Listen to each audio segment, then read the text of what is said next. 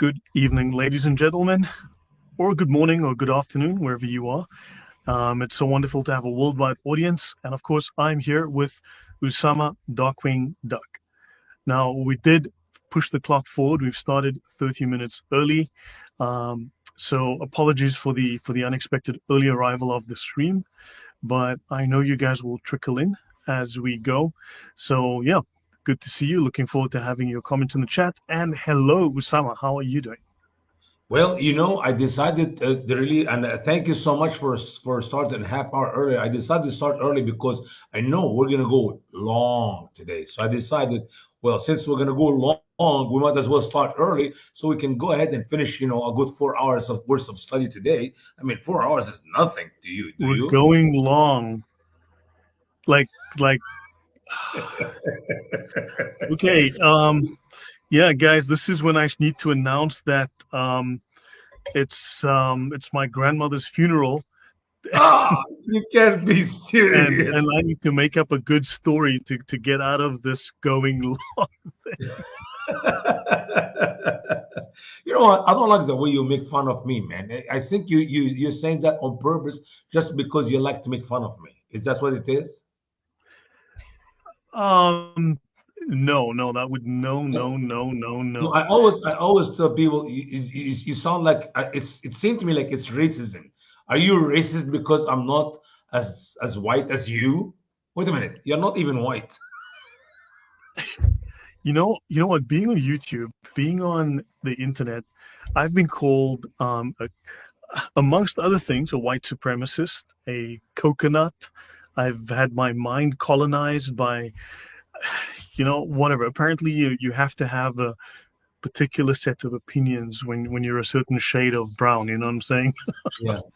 Yeah, but I love the story. It's a true story. I didn't make it up here. I was doing a program years ago when Obama was running for office to be president. So we doing a radio broadcast from Carolina, from North Carolina. At the time, I was there in a Christian station, and the caller is just jumped on me. The topic was a Muslim in the White House, a Muslim in the White House. Anyway, so the caller came in and he really chewed me in, I mean, and out and spit me and everything by calling me a racist.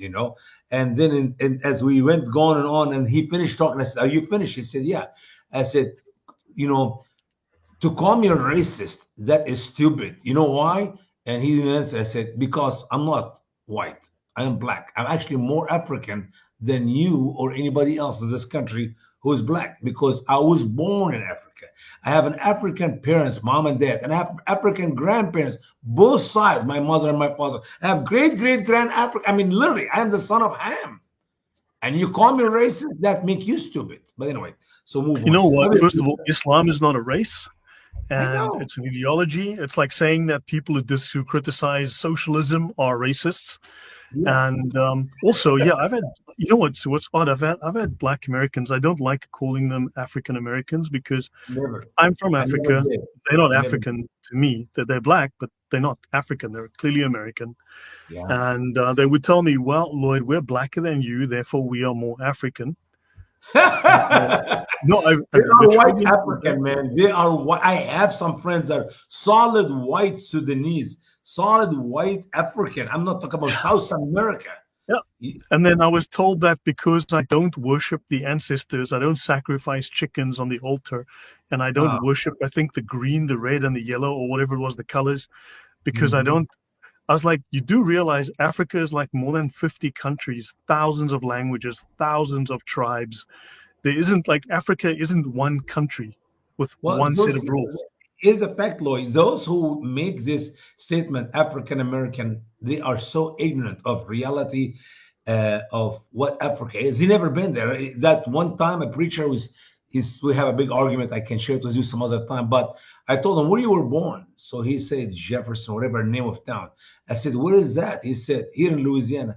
I said, the last time I looked in Africa, there were no Jefferson nor Louisiana. So obviously you are an American. I don't know why you call yourself African, my friend. Anyway, so that is the story about the level of ignorancy among those who claim to be African American in America when they know nothing about Africa nor America.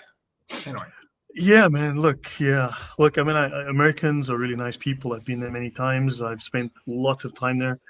But there is a chip on the shoulder of American black people, and yeah, unfortunately, it got worse under Obama. That was my genuine experience. Although I've met some really He, wonderful he people, brought it's he sad. brought the problem from the bottom to the surface and ignite fire in it. The Yep. problem was racism in No, he America. did. He did. By the way, I want to show some guys before we go on. So there's a couple of things I just want to talk to the audience about. Something that I've been working on. I started again over a year ago. I made the notes. I never quite finished it, but this is based on something that we were talking about recently, Osama. That's with the Islamic alignment of Calvinism. Hmm. And I have some notes to show you there as well, which I'll just maybe do a quick overview. But here's the thing. Has anyone heard of this guy? Do you know this man, Aleister Crowley? Nope. Aleister Crowley is perhaps the most famous Satanist of the 20th century. And he started a religion called Thelema.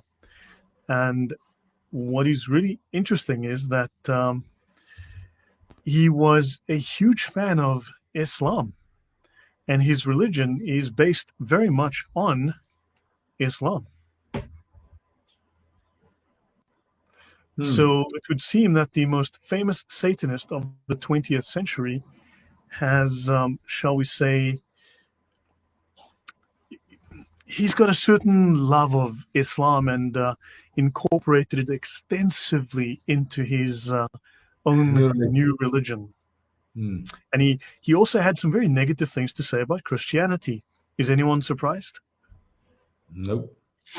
Yeah, there's someone writing to you. Faris Adam is writing to you. Osama, can you see the comments? I'm sorry. Let me look here. It says, "My beloved brother Usama, I have a problem with my son because of the preachers on YouTube who brainwashed him, including one called Jake Bringilla, an Italian convert to Islam who attacks the Trinity in all his videos. I made my son watch dozens of videos and it didn't help," she says, or he says. Jet Please write an Bringilla. email or in any way, other way we can communicate.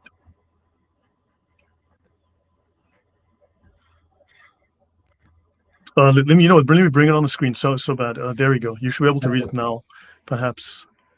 Well, my dear brother, my number is well known. As you just call me anytime, 941-223-3698. Feel free to give me a call or email me at Usama, USAMA, at thestraightway.org. Usama at thestraightway.org. Once again, 941-223-3698. Yeah. So Usama, sorry, I typed that wrong. My bad. Let me take that away. That was a typo. Usama at the. Okay, there we go. Usama at thestraightway.org, like that. Mhm. Yeah. So, yeah, Faris was very sorry to hear that. I do sympathize, and let's hope we can at least achieve something to help you, do something to help you. So thank you, Usama, for offering to help him, Sure. and Faris Adam, we hear you. So the world's most famous Satanist, at least in the 20th century, one of the two most famous Satanists, especially this guy from the earlier 20th century, he loved himself some Islam and hated Christianity. I'm not sure what Faris Adam is saying there, but I'm sure you can read that. And he has another comment here. Okay. Yeah, so Catherine says, Mustache Man loved Crowley too. He got around. Hello there, Raf. Mad Monkey, got your email. Thank you. And I hope you heal soon from your surgery. And so guys, what can I tell you? Islam seems to really get around too. Islam really seems to get around, And I'm busy working on this. These are my slides so far. As you can see here, I'm busy working on this. And oh wait, here, yeah.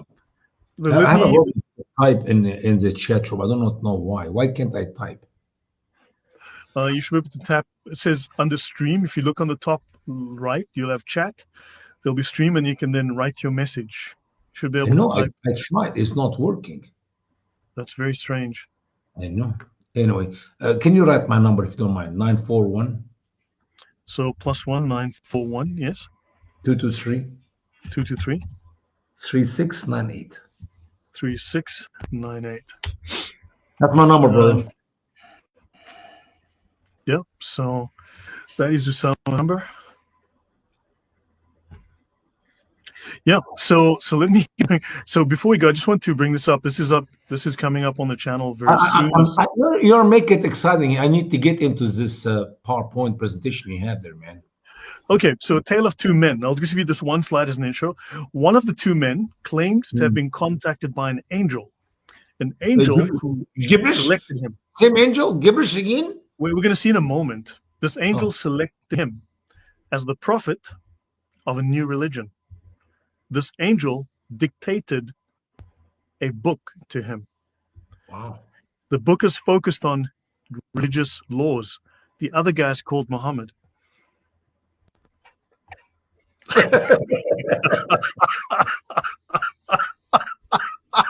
This is so funny. This is so funny. So yeah, this is so welcome to. Yeah, I can't wait. We're gonna do that next week. So this is something, and then by the way, so let me bring this up. This is something I'm busy working on. So these are the notes that I'm busy working on. It's not done yet. Islamic parallels in Calvin's theology and ecclesial structure. Okay. This I'm going through still. I'm still busy editing and working on it, so it'll take me a few days. Also, man, when you read through what Calvin was doing in Geneva, I made a video called The Ayatollah of Geneva, Ayatollah John Calvin, because Usama, honestly, having read through what this man was doing, he was the Ayatollah of Geneva. It's shocking what this guy was doing, the level of control.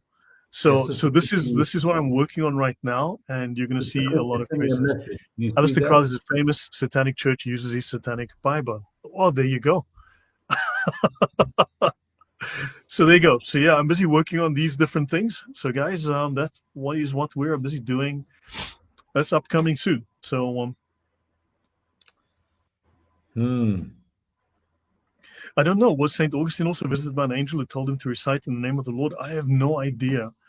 I don't know that much about St. Augustine, to be honest. Yeah, but let's just say there's some weird things going on with Allah knows best, right? Allah knows. He knows nothing. That's how we know he knows best. Allah works in mysterious ways. Well, Crowley was an Abdul, as far as I can tell. He used to say the 5 daily prayers. He used to pray to Allah. And yeah, he was, and just Janice is not surprised at all. So yeah, Usama, what are we talking about today? Well, we're talking about the made up, the fabrication, the contradiction, the nonsensical teaching of the word of Allah in the Quran as we continue to move on with Joseph's stories, the best of the stories, the best of the Quran. As Allah revealed in verse 3 of Quran chapter 12, we reveal to you the best of the narratives, the best of the stories. And you know what? I have to say a statement today, and I have not said it before, but the Lord gave it to me this morning. Do you know why Muslim scholars are smarter than the rest of the Muslims? Because they say so? No, because they are doing what they ask the Muslim believers not to do. They are reading the Bible. Let me do it again.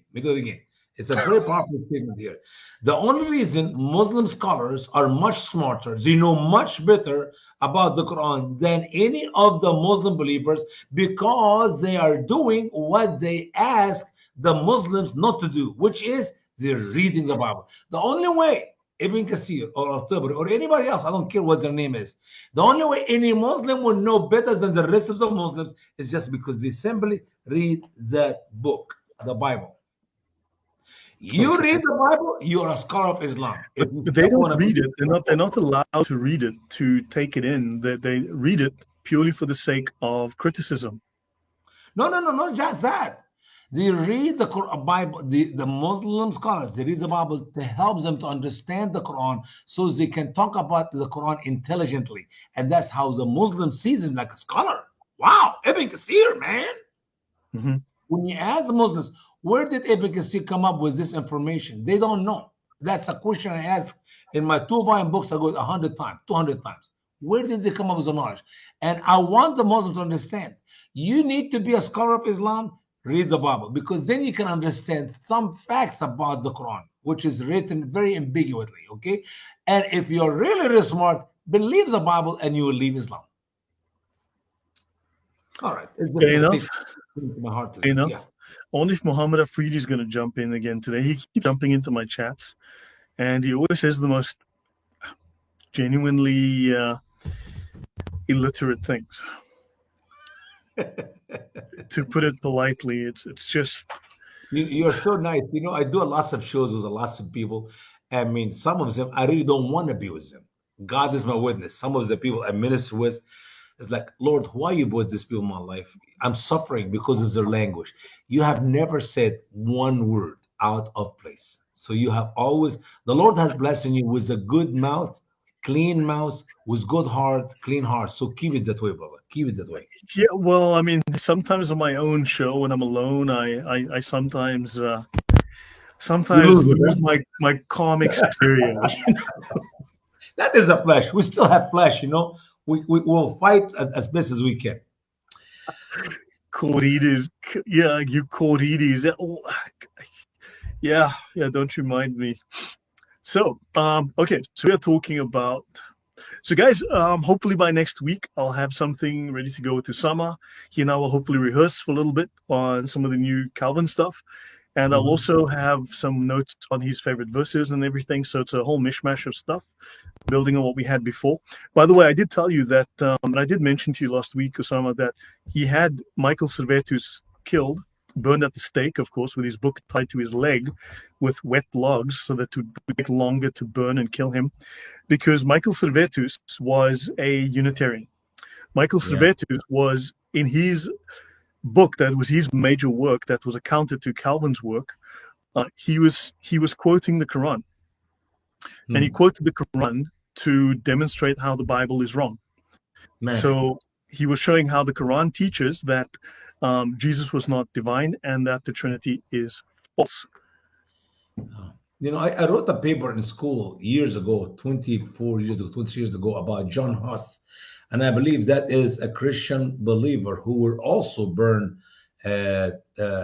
on wet wood. And actually, the fire stopped burning and they re-enlighted it again to continue to burn him until he died. Anyway, it's a very punishful, very, very painful way to kill somebody, burn them with wet wood or not dry wood. So. Yep.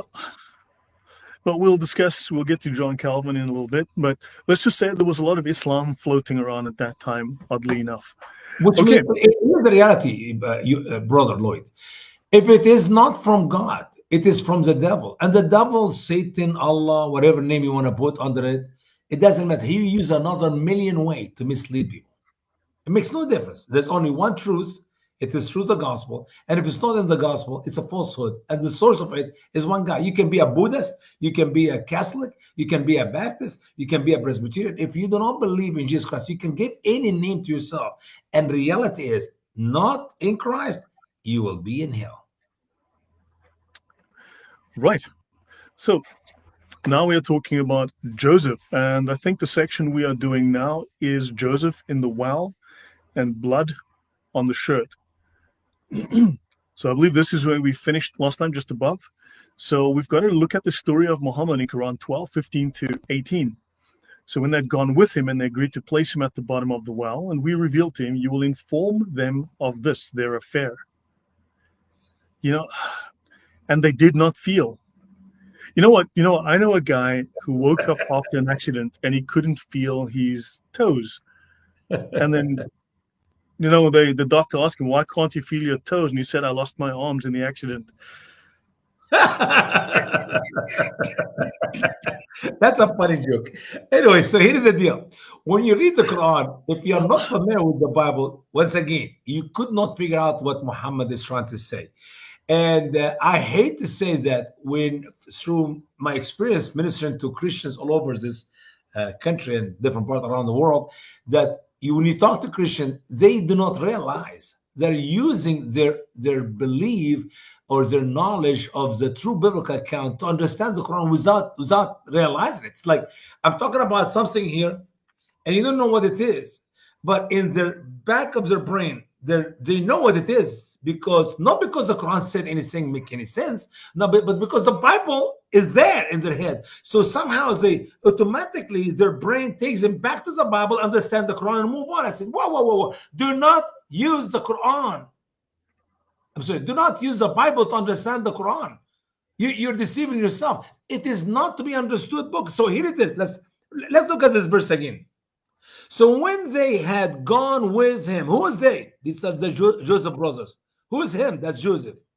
And they agreed to place him at the bottom of the well. They agreed to put him at the bottom of the well. Okay. And we revealed to him. Who is him? Is it Jacob? Is it Joseph? Is it Joseph? Is it somebody else there? You don't know. You cannot figure. That's where you go to scholars' interpretation, and then you read the statement, the most famous statement. Scholars disagree, because some said it was Jacob, some said it was Joseph, some said it was Moses, some said it was Muhammad, some said it was Gabriel, or I don't know. Just pick up a name, and that's where you come up with different opinions of what Allah meant by what He said in the Quran. That is the clearest book. If Allah wanted you to know, He would have said so. You will inform them of this, their affair. And they did not feel. Who are they? These are the brothers. They didn't feel what? Their toes? I don't know, at least. But they had arms. So yeah, look, man, we need to understand that Allah knows best. We need to accept it. You need to humble yourself here. And they came at evening to their father weeping because they didn't feel a thing. Crocodile tears, because they didn't feel. Yeah, in the Bible, do they went to their father that evening? I mean, were they shepherding the sheep next door? Do you understand where is Dosan from? Where Jacob living at the time? See, here's the problem, Lloyd. When you read the Quran, no names, no cities, no location, no time. Figure it out. They came to about that evening or a week later. Which evening? Yeah, but you see, the problem is, if the Quran had these details, it would confuse you with the facts. Yeah. And was he really weeping? Is that what we read in Genesis? Oh, Father, look at this. Oh. Is that what they were doing? Weeping had a different meaning back then. It was, the words have changed. Smiling. I understand. In the old days, weep is to smile. I understand. Yeah, and they said, our father, surely we went away racing and we left Joseph with our goods. So the wolf and Little Red Riding Hood was eaten by the wolf, and all we have left is this red coat. The wolf ate him. Okay, now here's a question. How did he know it was a wolf? And what's amazing is, when we read earlier in our previous program, Jacob told his sons, I'm afraid to give you your little brother. We have to understand now. Joseph, in the teaching of the Quran, there's no dates, there's no age. But from the talk, from the words, you can come with understanding. Like if I tell you, if I get to a boy and the boy say, Papa, Mama, I love Papa, I love Mama. You think, how old is that boy? Is he 10 years old? Is he 20 years old? Or he's 2.5 years old? Obviously, figure out from the talk, you can figure out he's 2.5 years old. Or from the writing of the story.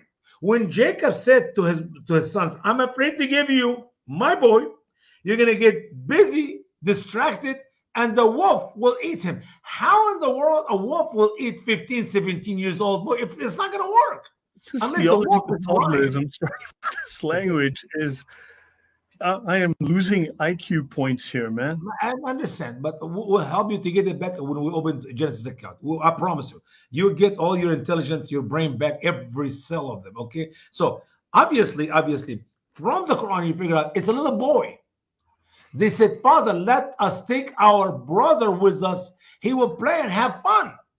You don't think that brother is 15, 17, 20 years old, because you don't think he ever been with them in the field. You don't think his father sent him to the field. I mean, the logic from the reading of the Quran, he must be a little boy, 3, 4. I can even go for 4.5 years old, but not 10. There's no way 10 years old, not 17, as the Genesis record show us. So here we go. They know it was a wolf. It's a wolf. It will be logic if they said, "Oh, and some No, creatures, the wolf ate him. some wild animals, some creatures ate him." No, they know exactly it was a wolf. Wow, must be a big wolf, man. I don't know how big that wolf is. So yeah, the wolf ate him, and you will not believe us, even if we were truthful. Yeah, I Who don't believe you. believes that? No, And forget about it. If Jacob is an old man and he lost his mind and he's real stupid, he should not believe it. Nobody can believe the Quran. Nobody can believe the made-up stories of Muhammad in the Quran. I don't Look, even believe a sentence so in the the Quran. wolf ate him whole, so there was nothing left, so they couldn't bring his body back. No, it's the shirt. The shirt, brother. The shirt. And they put on his kamas with a lie, with false blood, and he said, "Yet your soul lightens the affair. So patience is beautiful." Look at the action of Jacob. I mean, if there's any logic in life, there is no logic in Jacob. If there's any logic in life, there's no logic in the Quran. Oh, I always made the story like this. Jacob heard the news, his son is eaten by a wolf. His little boy is been eaten by the wolf. And the guy's coming in crying and weeping. Oh, look. And Jacob would say, take it easy. Hey, Leah, Bella, Zelfa, somebody make some dinner. The guys walk so far and they're hungry. Put some coffee on the fire out there. Okay, that is his reaction. He's worried about feeding them and fix some cup of coffee, not worry about the loss of his son. It's not even close to the Bible. It is not close to any reality of a father who loved his son. He got the news, your son is eaten by a wolf. And what did he say? He said, "Yet your soul lightens the affair. So patience is beautiful, and Allah is the one who asked for assistance about what you describe." I'm sorry, but I'm starting to. This is theology for the mentally bewildered, and I am the mentally bewildered right now. I have no. Can we just move on to the next thing, please? Because I don't want to think about this. No. We have to read Ibn Kathir interpretation, man. That make it sweeter. According to Ibn Kathir's interpretation, from the moment the brothers had gone out of sight from Jacob, they began to curse and mock Jacob with their words and actions. They all agreed to throw him on top of a rock, which was in the bottom of the well. Normally, this rock was where a man would stand to fill the buckets when the water level was low.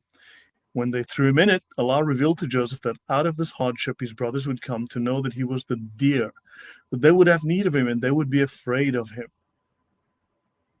Look at the imagination of Ibn Kathir. Can you tell me where any of this come from the verses of the Quran? You just read the verses, brother. Oh, we're not talking about something we read last month or last year. It's in the same page. I have no idea, but thank you, Roman. Roman says, "Pray for a jinn spirit, and you will understand it, infidel." Yeah, the jinn. He's right. I need some jinn. Sadly, all I have is this sparkling water. Listen. All I have here is camel urine, man. I mix camel urine with milk, and I drink it every morning. That helped me a lot. You know, these northern Africans are very, very strange. I'm glad I didn't grow up in an Islamic country. I did all my life. God help me. I prayed for a long time. Lord, get me out of Egypt, and He did. Now I pray, Lord, get Egypt out of me. Radio. Well, thank you very much, Roman, and welcome, D. Milliman. Yeah, thank you very much, Roman. So where did they get those details? It's in the footnotes. It's in the Quran's footnotes, and we just don't have that version. Written by Yusuf Ali in his translation, a guy who does not speak Arabic. I'm amazed. And he translated the Quran, by the way. Imagine with me. A guy translated the Quran, does not know Arabic, and he had the footnotes somehow from Angel Gibberish, I guess. Yeah, go ahead. Yeah. So how could they have interpreted the verses this way in the interpretation of the words? And they did not feel. Mujahid and Qatada said that the brothers were unaware of the revelation of Allah to Joseph. Ibn Abbas interpreted this as that Joseph would inform them of their condition, but they would not recognize him. As for the brothers returning to Jacob, Ibn Kathir said, they came by night in the darkness. Wow, look at this. By night, and it was dark. Do you see the details? I mean, was he there? Is this Qatada or whoever wrote that was there? He didn't. Do you read that in the verse? It was at night and it was dark. And the moon was shining a little bit. It was half moon. This was the time before the moon was split, and people didn't see it because it was at night as well. Otherwise, they would have seen it. So the nights were very dark then. That's why no one saw the moon splitting. So this is because in the old days, the moon, it was much like young girls were much bigger and older. Yeah, they used to get maturity around 5.5, 6 years old. Five, maybe 6. The most is 6. They actually get children around 6:15, 6:20. Yep. So then. All right, guys. So thank you and welcome for being here. There's still a couple of places in the back, but shortly there'll be standing room only. So please help yourselves to a seat and let us continue with this absolute torture. Yeah. Shocking. Yeah. So the brothers returning, they came by night in the darkness. They explained to their father that a wolf ate him. They assured Jacob that they were truthful, even if he did not believe them. Mm-hmm. I don't believe them. They told their father that he was excused for not. I excuse you for not accepting our story of the wolf eating Jacob or Joseph or anybody, especially since Jacob had told him that this would happen. Yeah, he did. As for the blood which was put on Joseph's shirt, it was the blood of some animal. Yeah, that's one of those. It must be blood of some animal because it was not the blood of Judah or Reuben. I know for sure. I was about to say it's definitely one of those. It's definitely one of those animals. Was definitely one of those. Yep, so, makes sense. No doubt. No doubt. Yeah, the some animal. That's a mathematical animal. I think. Yeah. That they'd killed in order to deceive their father and claim that a wolf had eaten Joseph. It was said that they forgot to rip the shirt for the lion. Oh my word! Like imagine that. So what happened is the wolf told Joseph, "Excuse me. Can I take your shirt off first? Why? Because I want to eat you. I don't like fabric of cotton to come in my teeth." So he took the shirt off first, and then he ate him. Look, Allah works. For instance, the rock that ran away from Moses, right? And Moses had to run naked, hitting it with a stick. This happens a lot. This happens a lot. His underwear was there too. Oh my God! Can you imagine? He is running naked, and the rock took the underwear and the whole thing. Man, that was embarrassing.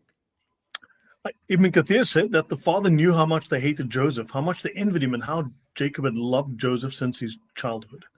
For Allah chose him to be a prophet. Notice the reaction of the father in Quran 12:18. Let's stop. Wait a minute.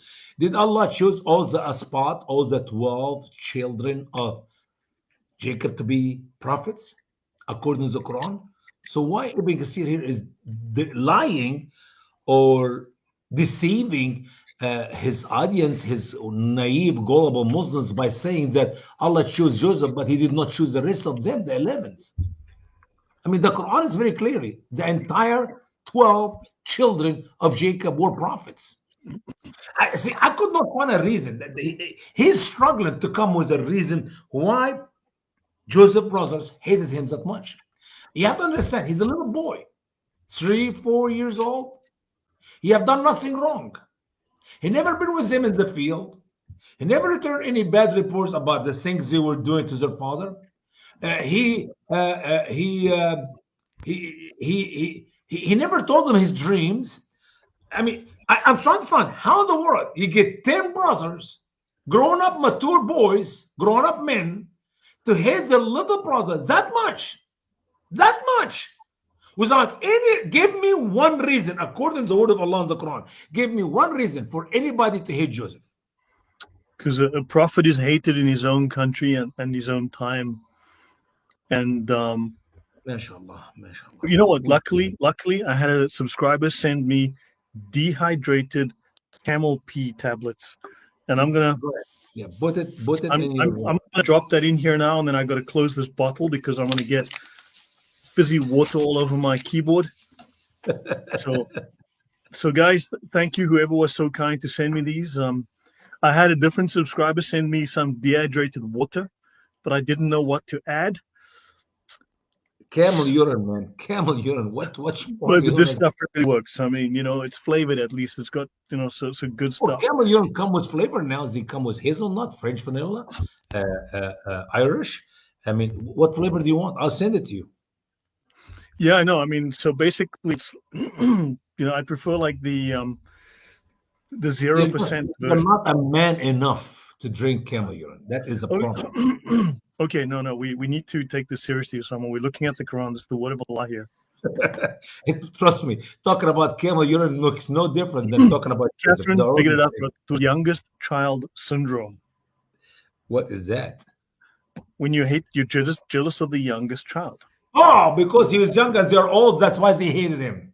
And in the same time, Allah chose all of them to be a prophet. And Ibn Kathir lied and he said, because Allah chose him to be a prophet. How can Allah choose a little boy to be a prophet, but they did not know it? It's a good excuse. Okay, Quran 12:18, man. We're moving on. We're verse 18. It's going to be done. And they put on his kamis with a lie. Kamis, that non-Arabic word means shirt. All right. A shirt, non-Arabic word of Greek, Syriac origin. MashaAllah. And he said, yet your soul lightens the affair. So patience is beautiful. And Allah is the one who asks for assistance. Jacob is not upset. He has no worry whatsoever. And what's so amazing, a little bit later, he will cry years later and he will lose his sight over his son. You know what? The fly wing smoothie for your antibiotics next time from Fanatic 1000. You know what? I add this to my diet. 1000. Thank you very much. Well, I need to maybe try another one of these tablets. It's still taking a while to, but you can see it's getting a little yellow there. So, it's turning to camel urine. I wasn't kidding. Okay, another one. This is You're killing me, Lloyd. yellow. So patience is beautiful, and Allah is the one who asked for assistance about what. Okay, I'm sorry, man. I feel like I've taken crazy pills. Yeah. Is this not a strange reaction for a father who has just lost his beloved son? We realize the complete nonsense of the story in the Quran, for when he loses his little son, especially if the child were devoured by a wolf, we know from Red Riding Hood it's going to be okay. Yeah. It's just fiction. And this would fail to show any sorrow whatsoever. Someone may say that because Jacob was a prophet, he knew from Allah that his son Joseph was alive. So that is why he did not cry or show any sorrow. However, this theory is refuted by the later action of Jacob in verse 84. And he turned away from them and said, "Oh, my sorrow for Joseph." And his eyes became white from grief, so he was full of anger. Why did Jacob cry to the point of losing his eyesight if he knew from Allah that Joseph was alive? Which, by the way, when you read the Quran, you find out he knows that he was alive. I mean, it's so ridiculous. The contradictions throughout the Quran, it blow your mind. Because he said, go and search for Joseph and his brother. You know what? There's a saying that I think applies to the guy who wrote these stories. It goes, if brains were dynamite, you wouldn't have enough to blow your nose. Yes. So the true account is found in the Bible in Genesis 37, 31 to 35. The brothers. Now we're going to bring reality to your brain, man. You'll be fine after reading the following sentence here. All right. So the brothers took Joseph's tunic, dipped it in the blood of a goat's kid that they had killed. Then they took the colorful tunic to their father and told him that they had found this tunic. They asked Jacob if he knew it was Joseph's. He recognized it as Joseph's and said that a wild beast had devoured Wait a minute, he didn't Joseph. say wolf. No, this is the logic of the biblical account. He didn't say wolf. Right. Yeah, but Joseph had been torn to pieces. Jacob then tore his own clothes, put on a sackcloth, and mourned his son for many days. His sons and daughters tried to comfort him, but he refused to be comforted. Jacob told them that he would go down into the grave to Joseph in the morning. Jacob then wept. In the Quran, there was no specific animal's blood mentioned that was found in the coat. But according to the Bible, it was goat's blood. It was the colored shirt or coat of Joseph, but Muhammad did not describe Joseph's coat as a colorful shirt, only said it was his shirt. And you know what? I have a problem with that, because here he's assuming Joseph's gender. This is so, the second very important difference is that in the Genesis account, Jacob examined the shirt and said that an evil beast had devoured him. The story in the Quran is an error. Jacob declared the beast to be a wolf. It's unlikely for a single wolf to kill and devour, yes, a healthy, strong 17-year-old man. In reading the Bible, we see the reaction was appropriate to the action, for Jacob tore his clothes, put on sackcloth, and wept for many days and refused to be comforted. This is a much more believable account of... Can you do me a favor? Go to Genesis account if you don't mind, bro. Go to the Genesis account. Go to Genesis. I'm going to tell you what chapter in a minute here. Go to Genesis chapter, I believe 36 or 37. Just give me a minute. Give me a minute. Let me see where that's found in the Bible. Yep.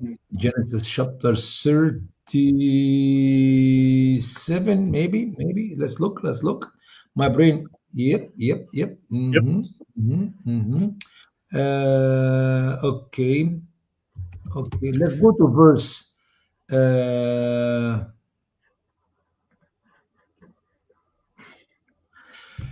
Verse 13. Start from verse 13 if you don't mind.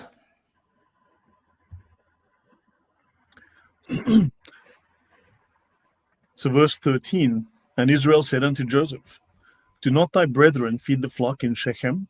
Come, and I will send thee unto them. And he said to him, here I am. Notice here. No, brothers, I know we do not need to put comments. We do not need to talk. But when you talk to Muslims, you have to talk to Muslims like you're talking to little children, okay? So anybody with logical common sense, anybody who does not believe in the Quran, you read the Genesis account, we just read the Genesis account and you got it. But we're talking to Muslims, you have to slow a little bit. So Joseph here was sent by his father to check on his brothers, whom he used to go and shepherd with from previous passages in the Bible. As a matter of fact, I'm not going to tell you, read this. Look, see here, listen to this. Okay. I'm going to tell you. Okay, go to verse 2. This is now yellow. See? This is now yellow, Usama. See, it works now. Sorry. And he said to him, go. Yeah. There you go. It's definitely yellow now. So you see the camel urine tablet has now dissolved. Yeah. Okay. Go, I pray thee, see whether it be well with thy brethren and well with the flocks. No. Verse 2. I want you to... verse 2. Go up to verse 2. I apologize. These are the generations of Jacob. Joseph, being 17 years old, was feeding the flock with his brethren. And the lad was with the sons of Bilhah and with the sons of Zilpah, his father's wives. And Joseph brought unto his father their evil report. So here is the two facts. He was 17 years old because somebody said, how do you know he was 17 years old? Well, the Bible said so, okay? And he was shepherding. He was working with his brothers. And the other thing is, once in a while, when his brother do something really stupid, he'll come home and say, Dad, Reuben did this. This guy did this. Jad did this. Now you know why? Because snitches get stitches. Yeah. All right. So now go down now to verse 14. 14. And he said to him, go, I pray thee, see whether it be well with thy brethren and well with the flocks, and bring me word again. So he sent him out of the vale of Hebron, and he came to Shechem. Notice, he sent him from Hebron to Shechem. And Shechem, that's where the brothers supposedly to be shepherding. Keep going. Shechem. Yeah, just shows little I know about these words in the Bible. And a certain man found him, and behold, he was wandering in the field, and the man asked him, what seekest thou? And he said, I seek my brethren. Tell me, I pray thee, where they feed their flocks. And the man said, they are departed hence, for I heard them say, let us go to Dothan. And Joseph went after his brethren and found them in Dothan. Notice here, the Bible is not just a story made up, it's history. You cannot teach history without time, location, things to provide you. I mean, right now, I can open the map. I'll show you Hebron, I'll show you Shechem, I'll show you Dothan, I show you the cities in the Bible today. I can take you to Israel and I travel with you in a car, show you the places, show you the field. Not in the Quran.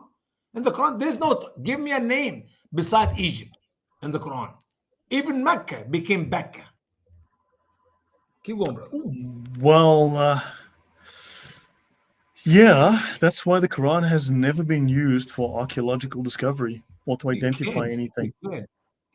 I was ministering with a friend of mine, Brother Randy, last 2 weeks ago, do apologetics, and he asked me the question. I maybe repeat myself. I don't know if I shared the story here or not, and he asked me, can we find error concerning cities or locations or time in the Quran? I said no. The Quran is a perfect word of Allah, no errors. He said, what do you mean? I said, Muhammad never mentioned a city. Muhammad never mentioned time. Muhammad never mentioned details. Therefore, you cannot catch any. What mistakes? One of them told the others on the right side of the mountain. Really? Mm-hmm. Yeah. So, yeah, the lack of detail is just annoying. Then they said to one another, so no, now when they saw him afar off, even before he came near them, they conspired to kill him. So Then they said did to not him, plan to do that on their way while they're taking with them together. They're traveling with their little brother, the 3-4 years old, and then we're gonna kill him. We're gonna do this. No. This happened on the spot. They see him coming. Okay, that's where the devil's thoughts came to their hearts. Go ahead. right, and they said to one another, look, this dreamer is coming. Oh, whoa. How did they know he's a dreamer? Because in the word of Allah in the Quran, Jacob clearly said to his son, do not tell your dream to your brothers. While the Bible said he told them not just one dream, but 2 dreams. So come therefore, let us now kill him and cast him into some pit. And we shall say, some wild beast has devoured him. We shall see what will become of his dreams. But Reuben heard it, and he delivered him out of their hands, and he said, let us not kill him. And Reuben said to them, shed no blood, but cast him into this pit, which is in the wilderness, and do not lay a hand on him, that he might deliver him out of their hands and bring him back to his father. That's not what Ibn Kathir understood. That's not any person with logic or common sense can understand from reading the Quran. From reading the Quran, you figure out they all agree, and the scholar Ibn Kathir says they all agree to kill him. No, there's no names. First of all, I need to hear the word Reuben, and why Reuben saved his life. It's not in the Quran. The perfect best story of the Quran is nonsense, dumb. Why would the Quran determine that this is the best story? Well, what is special about this particular tale? Verse 3 in Quran chapter 12, man. That's true. It is the only story in the Quran where you have it in one chapter. You don't have to go all over the Quran. As we read, there was a couple other verses, just the name Joseph was mentioned. And there's no contradiction between the Quran and the Quran on that story. Every other story, they are loaded with contradictions. Every time Muhammad repeat Noah, Abraham, Lot, Moses, Jesus, David. I mean, every time. Alexander the Great, Shaib, Hud, every other story Muhammad repeat in the Quran, he contradicts himself. Write different words. Write same question, different answer. Different questions, the same answer. God help me. But Joseph is written in one conclusive chapter 12, and good luck to understand it. And that's why it's the best. Radio. So they took him, they cast him into a pit, and the pit was empty. There was no water in it. And they sat down to eat a meal. Then they lifted their eyes and looked, and there was a company of Ishmaelites coming from Gilead. Okay, let's stop here. We're going to get that later from the stuff. Yes, sir. Yes, sir. That's good. Thank you. But do you understand, my dear Muslim friends? When you read the Bible, you do not need Lloyd or Usama Dakdok or any scholars to explain to you the biblical account. When you read the Quran, you must have Ibn Kathir. You must have Ibn Kathir. And ask yourself, Where did Ibn Kathir come up with this information? There's no way you can figure out except that he read the Bible, a corrupt book. Yeah. Fanatic asks, is there an Arabic name for Reuben? I don't think so. Mo couldn't say that. Yeah. Maybe they just called him Laban or Laban or something, you know? Laban or who knows? Ray-Ban. Who knows? Ray-Ban. So, according to the Quran. Laban was Jacob's father-in-law, man. Yeah, I know. So, okay, so Joseph is then sold to the travelers. In the Quran, chapter 12, and a traveler came there, and so they sent a drawer of water. So he let down his bucket, and he said, good news, here is a young man. Good, hey, guess, fantastic, 3 young men in the well. It's raining, man. 4 or 5 years old, holding the bucket, and oh my word, that bucket is heavy. Oh, good news. A boy, he was down there. Maybe he went to play there and get lost or something. Good news. No, this happens a lot. I mean, this was back then when people used to play hide and seek in the well, right? Yeah. And they hid him in merchandise. They kept him and they hid him in the merchant. And Allah knew in what they are doing. Okay, that's good. Ibn Kathir says this. Joseph sat in the well waiting for the deliverance of Allah when the travelers came. The people of the book said that their goods were pistachios, pine nuts, and some green seeds. I'm pretty sure it was Walkmans, Ray-Bans, and some Ajwa dates. Hey.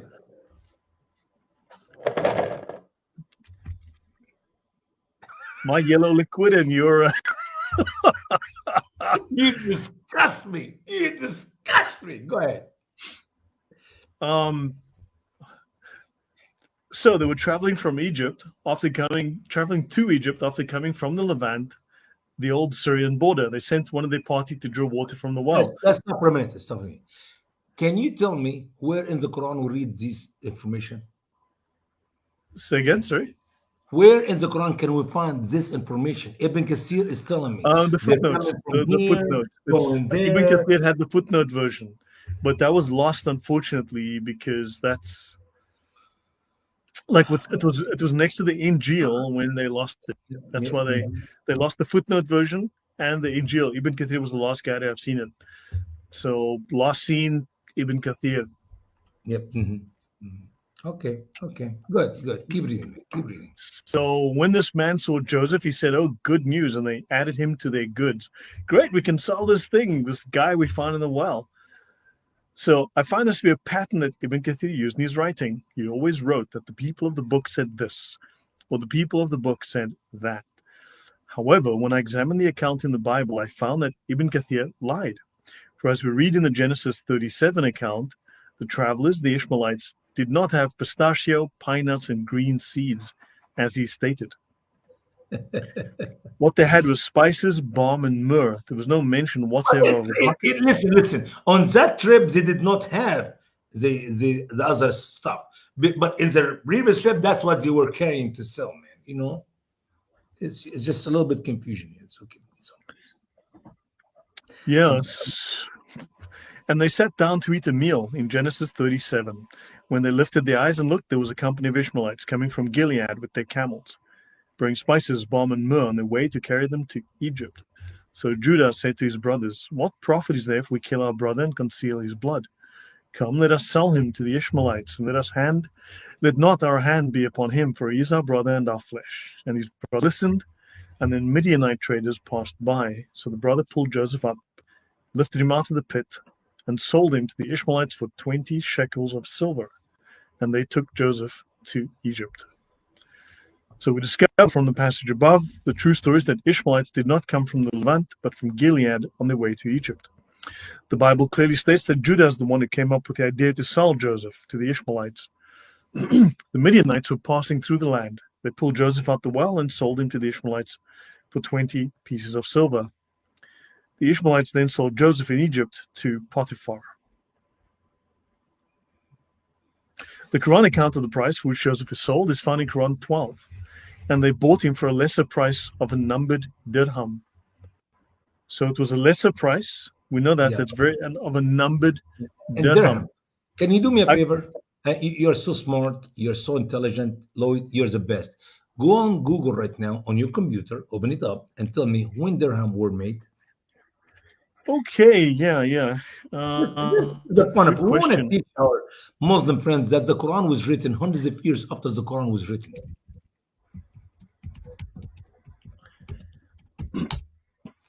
Let's Show have it a to the look. people.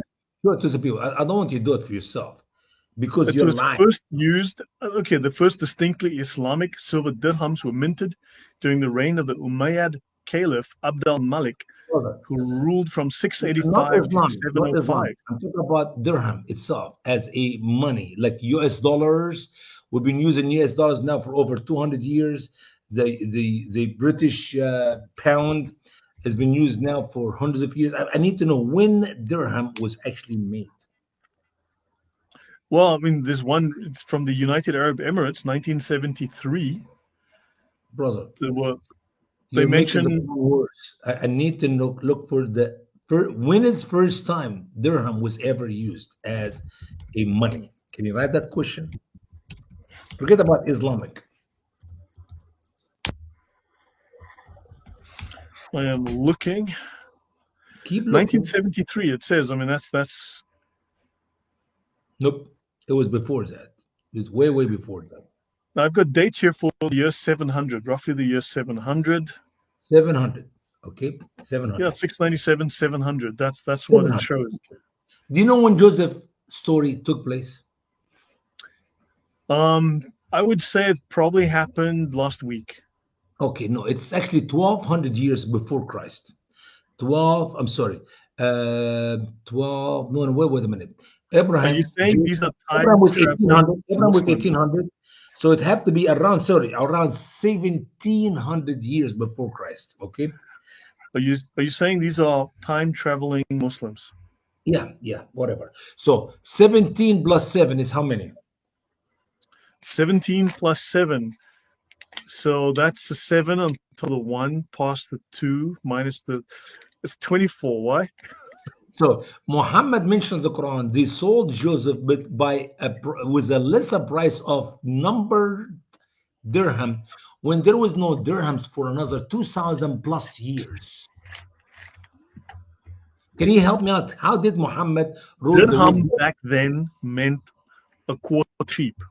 You see, so they sold him for a lesser price of numbered quarter sheeps.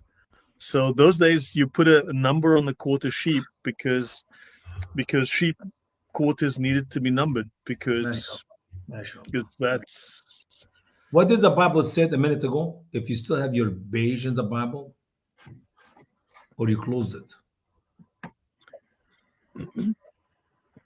which one? Which page? Let me see. They sold him No, go down 20 pieces. That was sorry. What? When they sold him. He was sold by his brothers. Yeah, how much?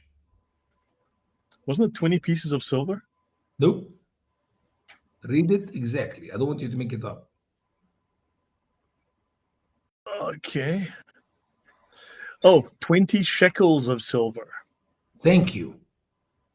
There was no dirham then. So internal evidence that the Bible is accurate is when you sell somebody, it has to be the right amount of money. Jesus was sold for 30 pieces of silver. That's an error. That's an error. You know why? Because people in Jesus' days used to be sold for 50 pieces of silver. But why the Bible made a mistake and made Jesus to be sold for 30 pieces of silver? Oh, because there was prophecy. He would be sold for 30 pieces of silver. Well, guess what? The prophecy must be fulfilled. The Jewish people who denied the truthfulness of Jesus to be the Messiah actually proved to us by their own action that he is the Messiah. They could easily sold Jesus for 31 pieces of silver or 29 pieces of silver or for the right amount of how slave is worth in Jesus' days, which is 50 pieces of silver, and they can prove that the Bible is wrong, that the prophecy was not fulfilled. Can you imagine that? All what the Pharisees had to do All what the high priest have to do is pay one piece of silver more than 30, or one piece less, or sell them for how much it's worth. A slave is worth 50 pieces of silver.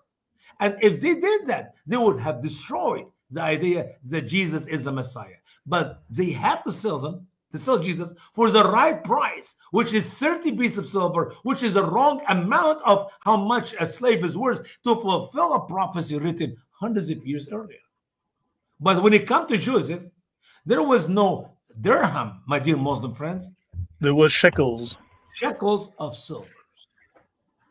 Thank you. Yeah. So this is time traveling money. It's different. Please, brother. Yeah, please help me out here. You wanna show you another error in the Quran about money? No, it's okay. Okay, Because we're gonna get to it when we get to Quran chapter 18. Trust me, we're gonna get to it. yeah. So it was a lesser price of a number dirham. No, Yeah. the dirham had numbers on it. So I mean, this is a miracle. This is a shocking amount of detail. You remind me of Brother Muhib. I do TV broadcasts in the Arabic language every Friday, 9 o'clock Central Time for 2 hours. And he always loved to defend. I mean, he's a Christian brother, I know. Okay. But he always loved to defend Ibn Kathir. So he come up with some dumb sentence like you're doing right now. And I said, okay, Muhib, thank you so much. Let's move on. Yeah. The number dirham, list number dirham. Yeah. Yeah, no, because you don't want to use unnumbered dirhams. I mean, it's like, guys, I mean, look at these numbers. I'm a multi-millionaire. Woo, man, you must be rich. It's backwards. Your computer's camera is backwards. Sorry about that, but 50,000. No, 50 million. What is that? Yeah, guys, I was going to retire on this. I thought I found this while visiting Zimbabwe once, and I thought I was going to retire, but 50 million, man. But it has a number on it. This. Now imagine they gave me this without a number on it. Then I'd be lost. I'd be like, how much is this money worth? Can someone help me? It's not a numbered dirham.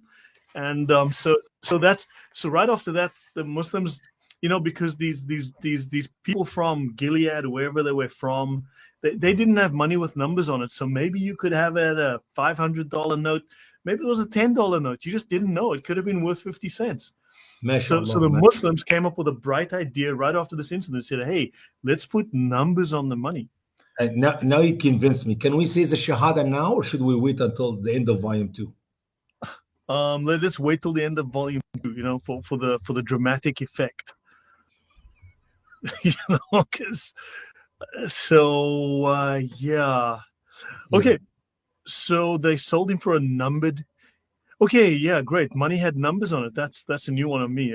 How did Ibn Kathir? Because I mean, back in Africa, we would trade beads or pieces of leather or something. Yeah. So something for something.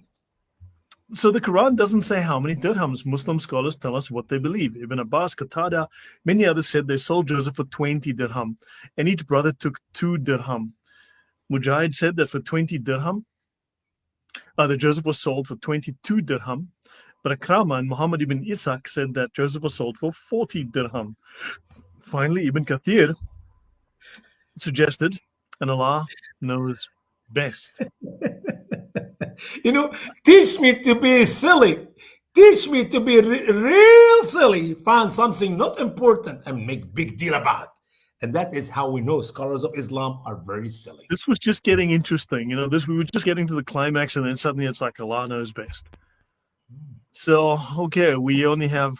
I mean, the difference is, you see, the Quran, there's a lot of detail in the Quran. The Bible is the Bible only has one story. The Quran has like 9 of them, right? So there's variety. There's more dramatic flair. There's options.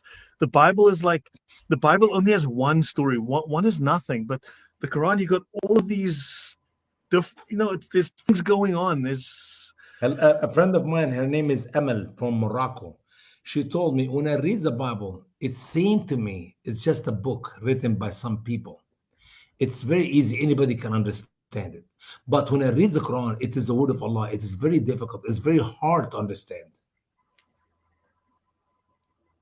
Is she also trying to find therapy now? I don't know, brother. But think about it. If you're gonna write a letter to somebody you love, your wife, your son, your daughter, your mother, will you write her a letter that she cannot understand it, she cannot read it? How can the Quran says it is easy to understand? Mubin, واضح, clear. At the Look, same time, when you read it, you couldn't understand anything. my wife is Polish. She often says things to me that I can't understand. If she's mad at you or she's angry at you, I guarantee it, You man. know, the mafia makes you an offer you can't refuse. Polish people make you an offer you can't understand. Amen.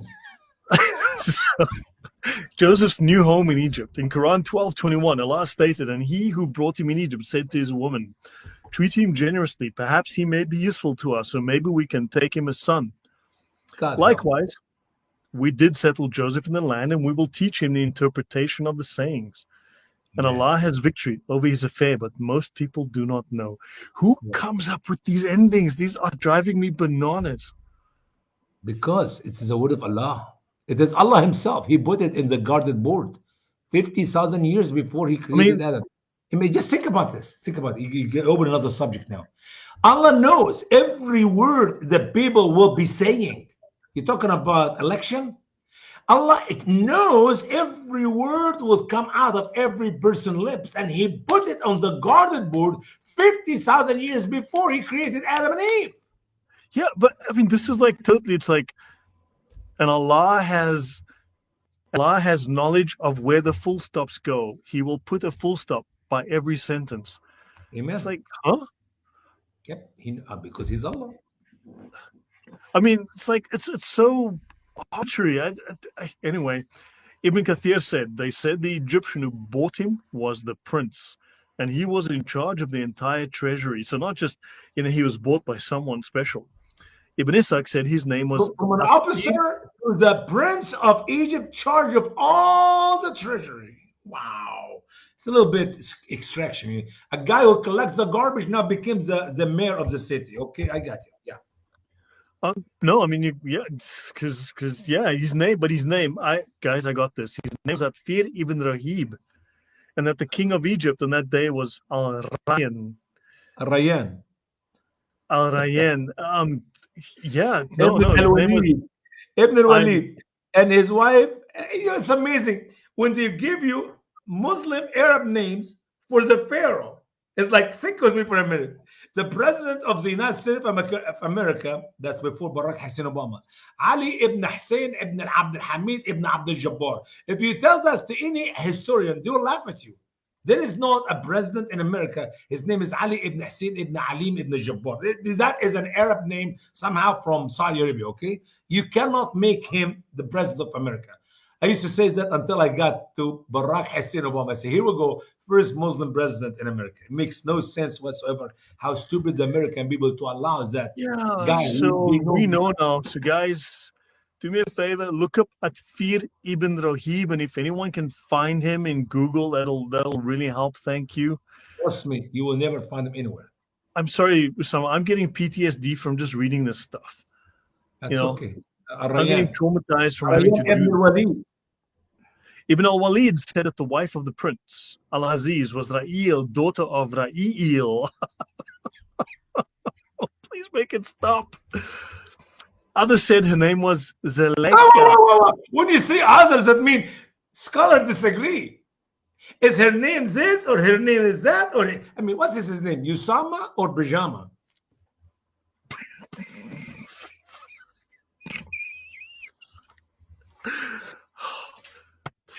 Breathe. It has been Breathe. said that her name was. Yeah. Yeah, breathe. Her name was Faika, daughter of Unos. Ibn Abbas said that the person who bought Joseph in Egypt, was Malik, Ibn Zad, Ibn Noib, Ibn Aska, Ibn Mazian, Ibn Abraham. Or maybe his name was Atfir ibn Rahib, or maybe it was, I don't know, Jimmy from the pet shop. I don't know. Ibn Kathir ends this long list of Arabic words with the names, with the words Allah knows best. Bet you didn't expect that. Yeah. It's a confession. It's a confession. Whenever you read Oh my God. whenever Father you read Abraham, but not Muhammad, the biblical one, the one with the Smurfs. Oh yeah. Oh my God. Yeah, yeah. This is too much, too much to take. I See, mean, now like, why we start early? We start early so we can get to the bottom line before we lose our brains. See, it's good. now I can see why, you know, I can feel myself wanting to turn to alcohol here, you know. None of the Don't. scholars we quote claim to be a prophet, but they implied they were more knowledgeable than the angel gibberish. Neither Muhammad nor his angel gibberish knew the names of all the characters in the Quran. Also, all of these names existed in Muhammad's day among his Arab people, but not in Egypt because none of these names are Coptic or ancient Egyptian. What does the Bible say concerning the name of the man who bought Joseph? In Genesis 39, now Joseph had been taken down to Egypt, and Potiphar, an officer of the Pharaoh, captain of the guard, an Egyptian, bought him from the Ishmaelites who had taken him down there. The man was Potiphar, a Coptic name meaning a gift from the sun god. But Allah can't be wrong. I mean, it's the guy has like potentially 7 different names, 9, 10. I don't, you know, You know what amazing? and he People think I exaggerate by putting these names in my book. When in reality, there is so many times there are a bunch of other names. I just felt it is stupid of me to translate every word they say in Arabic from Ibn Kathir book to English because then I know people are not gonna read my book. They're gonna throw it away in a garbage can. I mean, but look at the level of detail here. We know, for instance, that he paid money that had numbers on it. Oh yeah, list numbers. I mean, like, isn't that like an authentic detail that's historically verifies the authenticity of the information? And there were dirhams. The most amazing thing is they know what money. It was not Egyptian money. It was not British or American dollars. It was not Chinese, but it was dirhams. Okay, yeah. I mean, good thing that I can now sort of look forward to my retirement. Pretty soon I'll be able 50 to. million. My God. 50 million. Man, you'll be my best friend. You come live with me here, man, anytime in America. Bring I'm back my gonna. I just I'm waiting for this to mature and get better. Thank you very much. I can prove 100% the Quran of Allah. Your confusion and cluelessness by reading it proves it. Not convinced? Read Jesse 55, 8 to 9. Open and read it. Now you are done, infidel. He's right. He's right. The fact that I am confused and ready to just kindly ask whoever to stop the world so that I can get off is Mm. evidence that this is from Allah. MashaAllah, MashaAllah. It must be. Roman, thank you very much. That is really profound advice. And yeah, so basically, if you're not losing about 100 brain cells a minute, you're not reading the Quran, I guess. And that's I am.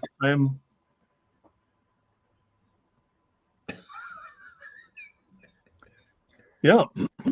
Help him, Lord, help him. So Potiphar, a gift from the sun god. That's too easy. How see? That's too easy. You know, Roman donated. Just open Josiah 55, 8 to 9. He says, read. Okay. Uh, this is a genuine chapter. Let's go look it up. Josiah, right? Josiah 55, 8 to 9. Let's have a look here. Is there such a 55? Is there such a verse? Such a book? There's no book by the name. I thought my brother is joking. I think so, but thank you very much. Then is that in the Book of Mormon? Yeah, it's like I think these Muslims are just making up books here. They Well, just Allah and Muhammad and Gibrish all making up stuff. Why not pick up a book? I always say it is in the actually you can find all these verses in the book of Second Opinion. Second Opinion, that's where you see it. we'll all be leaving here in straitjackets. So yeah, guys. Yeah, please donate for my therapy. I'm gonna need that. You need more than that, bro. Thanks. Okay, so as for the saying, we take him as a son, I do not find any proof or evidence of this act in the biblical account or historically, for Egyptians did not adopt slaves. I believe this fabrication by Muhammad is the result of him believing that Joseph at the time was still a little Little boy. boy. Little boy. Prophet, there we go. Does that help you?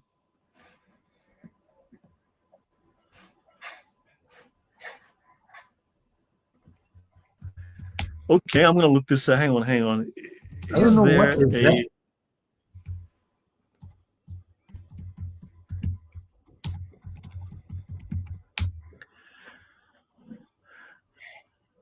Isaiah.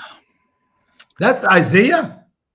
Yeah, Isaiah. I apologize, but I did not hit it right.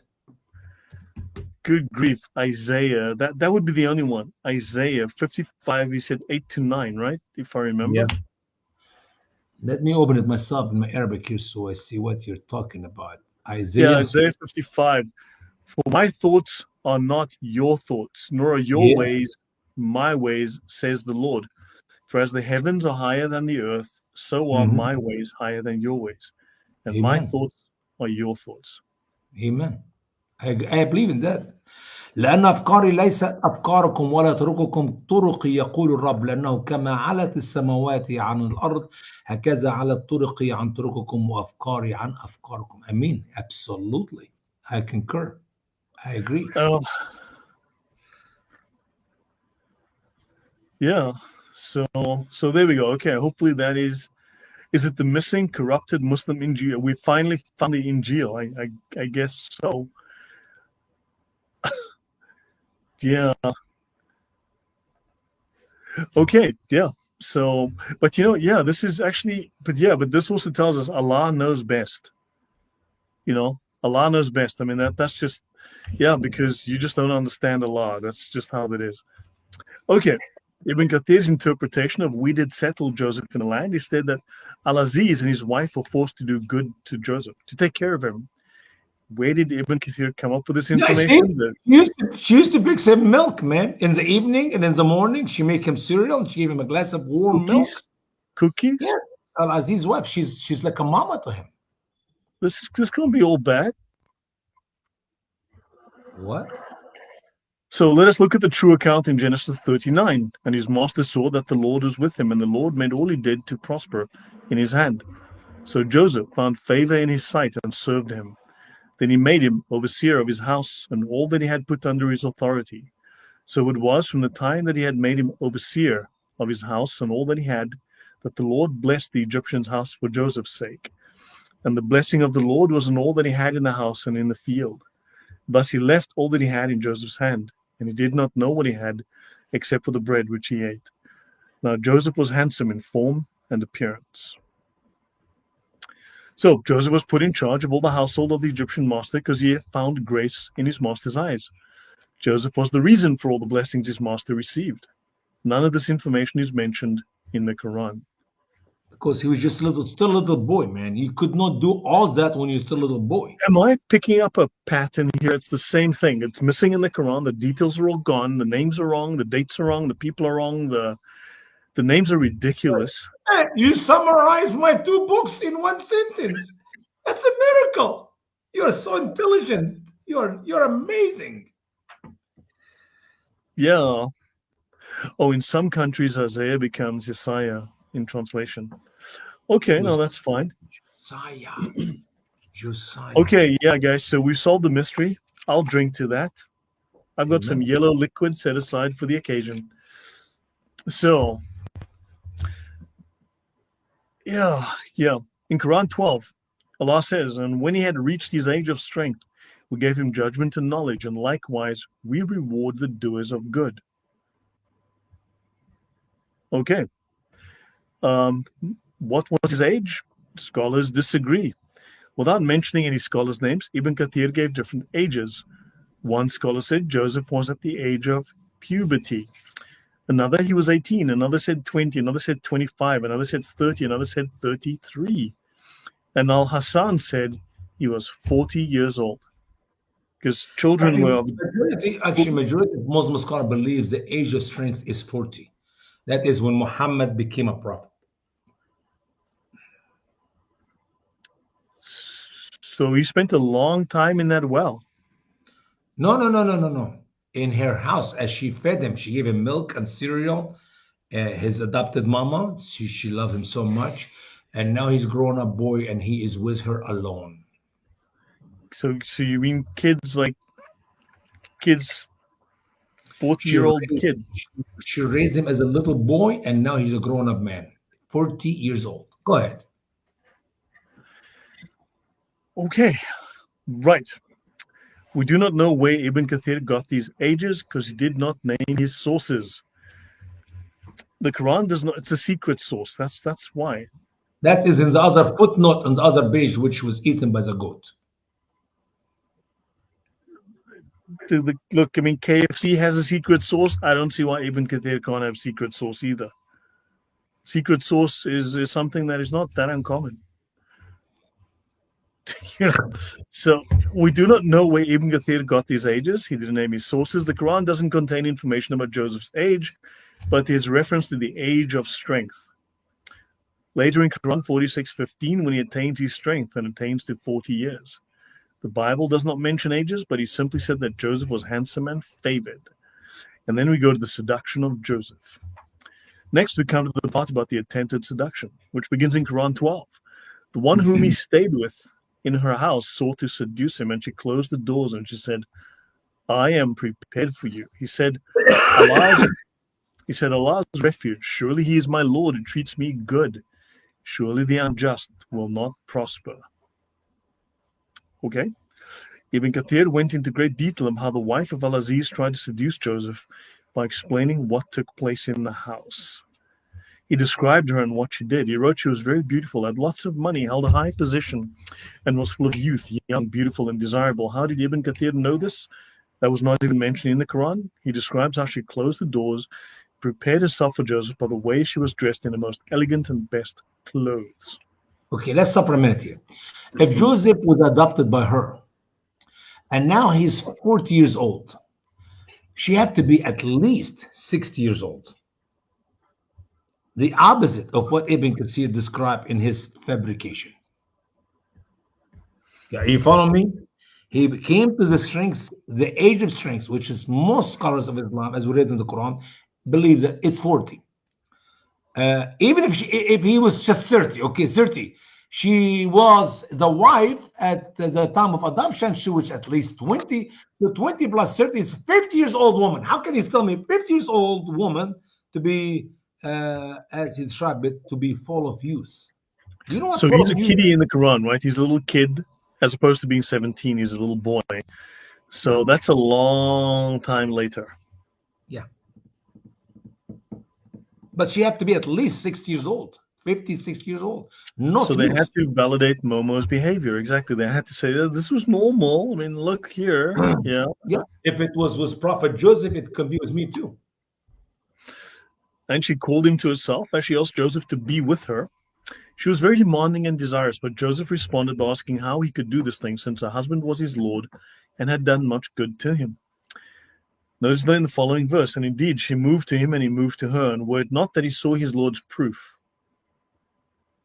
Likewise, we averted him from committing the evil and indecency.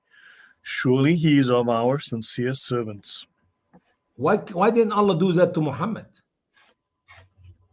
When Muhammad went to check on his adopted son Zayd, and he saw from Zaynab bint Jahsh what causes him to fall in love with her, or maybe lust with her, why Allah did not protect Muhammad? Because Muhammad had a different set of rules that favored him.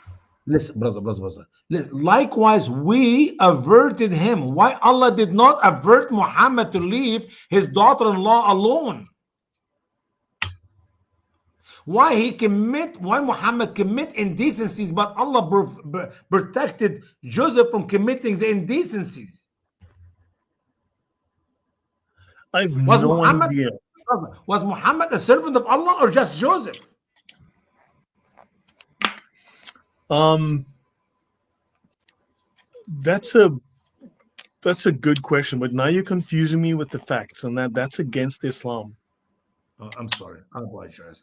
Forgive me, brother. Let's move on with Joseph. You know, in Europe now, they these things they come attached to the Yeah. bottle. And apparently it was supposed to so when you throw these away, this is attached so you don't have lids around. But apparently now this has increased in the amount of these stupid bottle caps everywhere because people get so sick and tired, they rip them off and just throw them away when they buy the bottle. I'm struggling to remove this bloody thing, and it's a pain in the ass because you try and drink and it falls in your face. And, you know, not only you change the subject of our study, but you cut my attention to your yellow drink.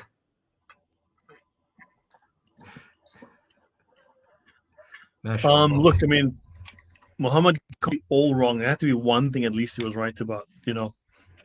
Yeah, must be true.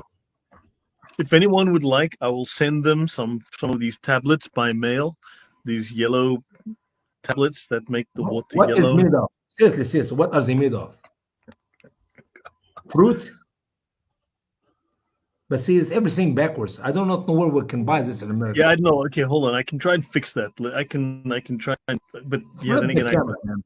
Please flip the camera, brother. Yeah, then I have to flip the camera now. Hold on. Let me do that. Let's flip the camera. Flip the camera. Flip the camera. There we go. Ooh, yeah, now everything's backwards for me. But now everything's backwards. It is free. Hydrate.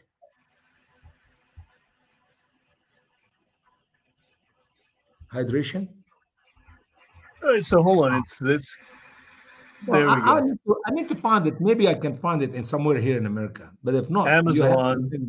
You have to send me one. You have to send me one if I could not find it. Yeah, these are just electrolytes tablets. These are.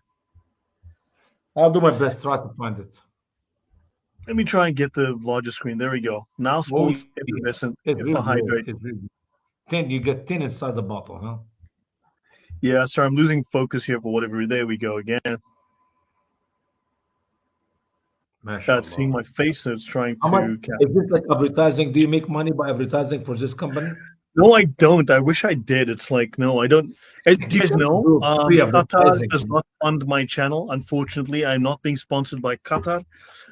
They find that my content is Islamophobic, and therefore I do not qualify for monetization by Qatar. They're not trying to bribe me, unfortunately. No are the communist Chinese.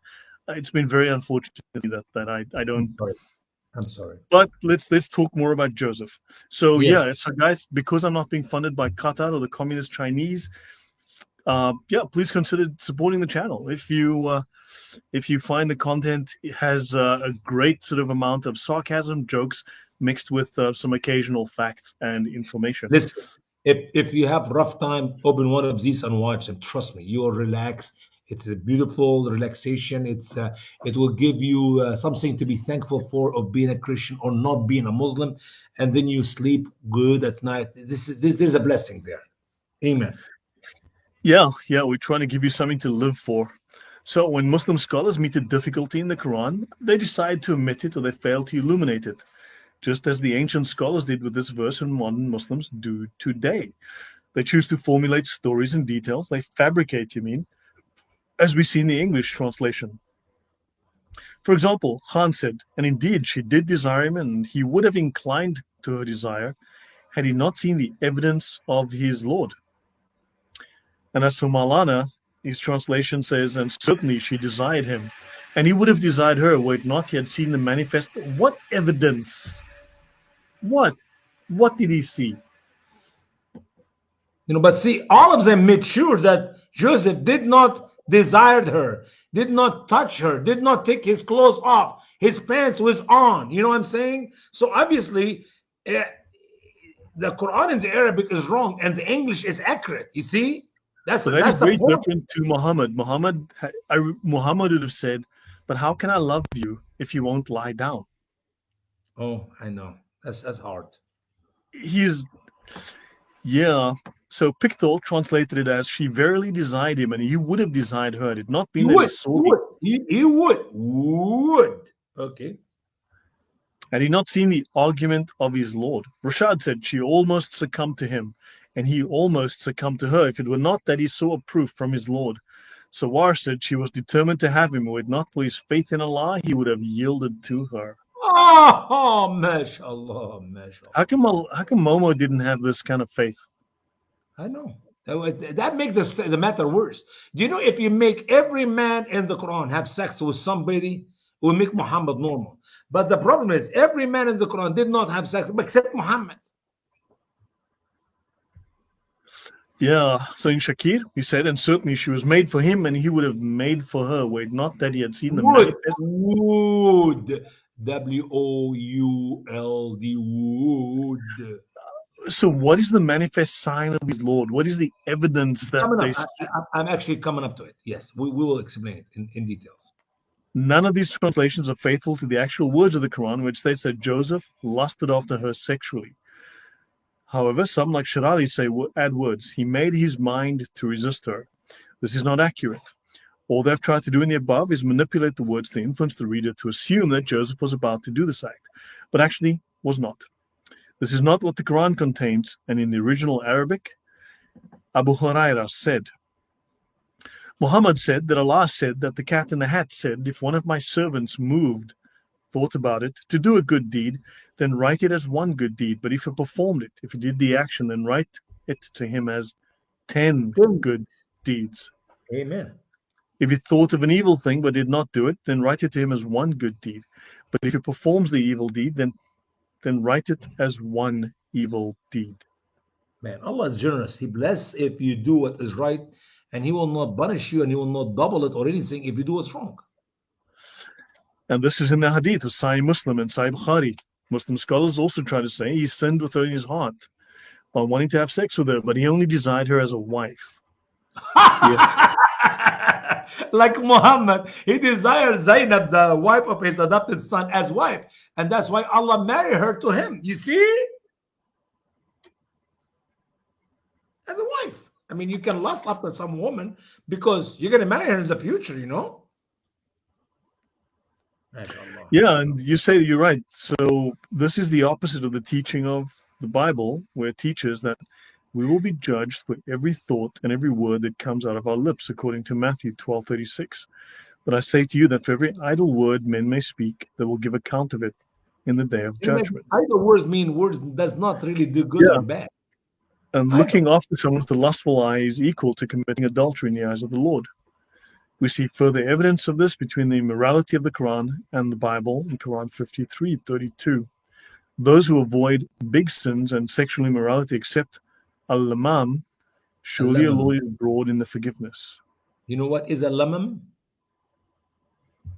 So that's when you don't penetrate ever, I guess. Yeah, click on 38 if you don't mind. That will shock you. That will shock you. Everything that men can do with women without actual penetration.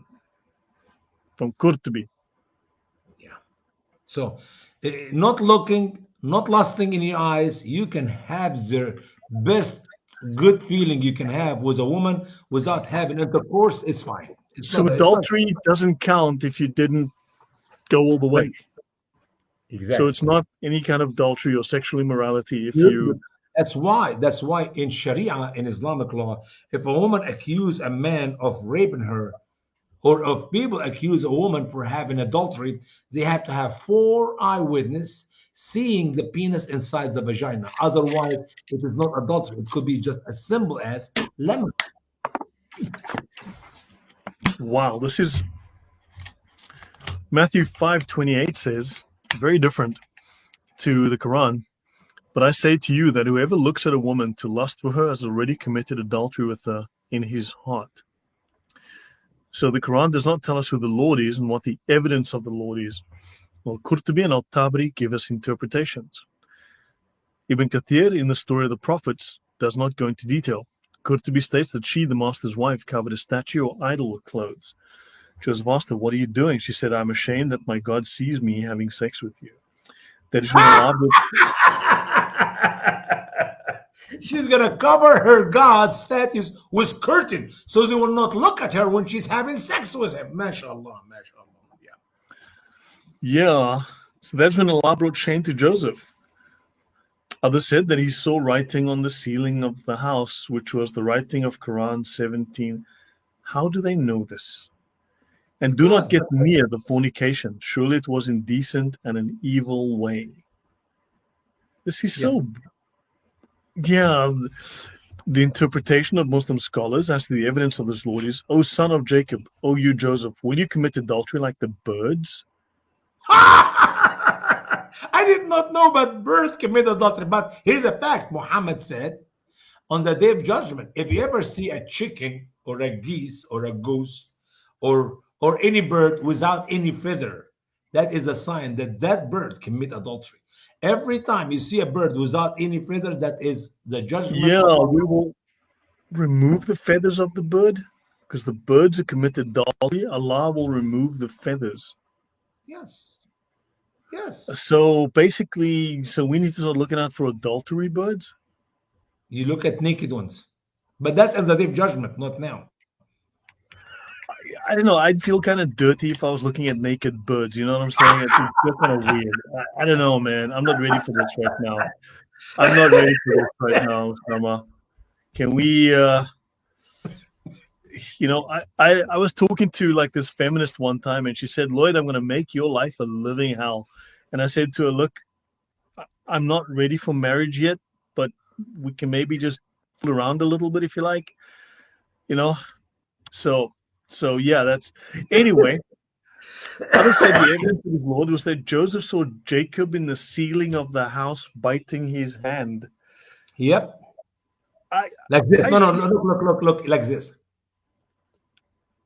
Asking his son not to do that. That is a sign that I'm ashamed of you. Don't do it. Jailbirds. Yes, Janice discovered these are jailbirds. So shall we finish this chapter? It's like another page, page to go. And then I conclude, according to the Quran, that Joseph had desired and moved towards his master's wife. But the scholars rewrote most story to say that Joseph didn't do these things. What really took place, according to Muslim scholars, between Joseph and the master's wife? In Tabari, he described the conversation which took place as she spoke. And Al-Aziz, now his name is Al-Aziz, not Potiphar, not wife of Aziz, because Aziz is a very famous Egyptian name in their dreams. Go ahead, yeah. As she spoke nicely about his hair, his face, and his body, and then she stated that she moved to him and he moved to her with lust. Both entered the house and the doors were closed. Joseph began to loosen his underwear, and that is as when he saw his father, Jacob, biting his hand, telling him not to do so. Yeah, that happens all the time, I'm sure. Tabari repeated this in similar words. They both sat with each other. He sat between her legs, and how he took her clothes or his clothes off. And another said she dropped herself and threw herself at him, and he took his clothes off. Did they get it? Okay, scholars disagree as to how Joseph could have been a prophet of Allah and done such a thing. Al-Qurtubi said Joseph moved towards her with lust. He stated that she threw herself on her back as he sat between her legs, removing his clothes, and he sat with her as a man sits with his wife. In his interpretations, Qurtubi went in circles. He said that Joseph had committed the sin. In another place, he said that Joseph could not have done so because he was a prophet. The struggle was a result of the ambiguity and fabrication of verse 24 by Allah. For when we read the account in Genesis, we do not face such problems. Where did they get this? I mean, this is like Mills and Boon novels. You know, when I was a kid, those were very popular. They'd be at the newsstand all the time. There'd be a new Mills and Boon. Good grief. When we read the interpretation of other scholars, we can also feel their pain. They struggle to prove Joseph's innocence. Because Muslim scholars believe all prophets were sinless. They reject the stories of the Bible. Except Muhammad. Whoa. Were sinless except Muhammad. You have to, I forgot. Man, I need to write this down again. Okay. Remind me when I do my editing next time, add except Muhammad. Yeah, except Muhammad, which point to many prophets who sinned openly and at the same time or another. At some time or another. Muslims also believe that Muhammad was the final and greatest prophet. However, the Quran states in 5 places that Muhammad was a sinful man, that Allah forgave his sins. Allah not only forgave his past sins, but he asked Muhammad to seek forgiveness for future sins. I mean, he should have spoken to Joe Biden, because Joe Biden does future pardons. Joe Biden's really good at that. He'll pardon you back for like years going backwards, and for any offense in the future. For future too. I mean, Yeah. he literally pardon you past. Do you know that Joe Biden is much better than Al Kaaba, because he can pardon you everything, past, present, and future. We don't have to go to Mecca anymore. Muslims just go see Joe Biden, and they will do it. Yeah, here those were smart books called romance novels. So yeah, I guess we can maybe finish here. So yeah, please. I don't want to take one more program. Muhammad had not only sinned before he's profited, but Allah would also forgive his sins in the future. Muhammad's sins are covered in the section bearing his name in our book. That's the last chapter 41 in volume 2. When we get to it, inshallah, you will be saying the Shahada with a big smile in your face. You don't believe me. That's okay. I'm there. No, I'm gonna prove me right. Yeah, they didn't know Aramaic. They didn't know the stories the Quran was based on. They were pulling things from there behind. Yeah, that kind of looks like it. Kind of does look like it. So there we go, everyone. That was fascinating. Sorry, brother. I got headache myself. I'm getting hungry, and I'm getting thirsty, and I'm getting headache. And man. But that was a good reading. I really appreciate you for being patient. Yeah, let's please not ever do that again. I'm sorry. I apologize. That's last time. This is the last time for today. That's, yeah. I cannot promise the truth. MashaAllah. Yep. So everyone, thanks all for being here. Just want to let you know, hopefully by next week, I'll have this ready. We'll talk about the early 20th century most famous Satanist and occultist who created a religion called Thelema. And we'll talk about the origin of the name from the Greek, and we'll talk about his totally